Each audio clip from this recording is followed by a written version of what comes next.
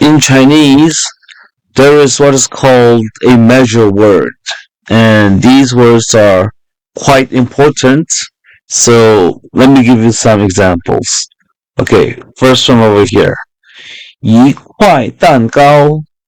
This 块 means like a piece of, okay? And 蛋糕, obviously, is a cake. So in China, in Mandarin, if you say 一蛋糕, like if you omit this, then it's not correct, grammatically incorrect, okay? So you have to say 一块蛋糕. Or and if it's like two, you can say 两块蛋糕. Okay, 蛋糕 is a cake. Now, how about this one over here? There's 5 of them, right? And that's the measure word. So you have to have this. This is pronounced as 件. So if I say 5件衣服, it means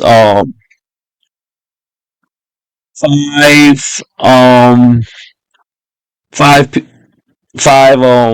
clothes or 5 pieces of clothes. How do you say that? Anyway, there's like 5 of them. And if I say 一杯茶, 杯茶, cha is like tea, right? So that is a cup of tea. 杯 means cup. Oh, this one over here. 我有.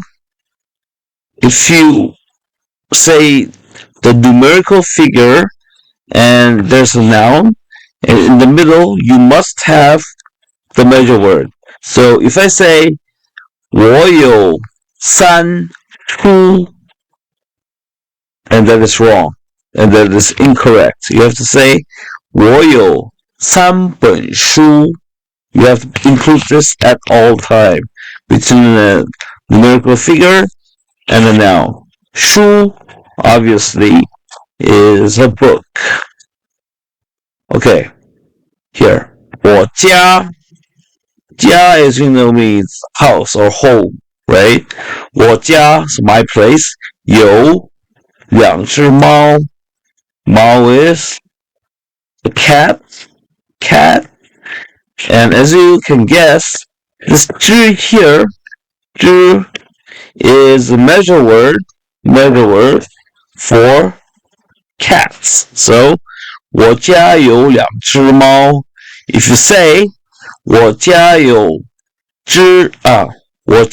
两猫, then that should be incorrect grammatically. Alright?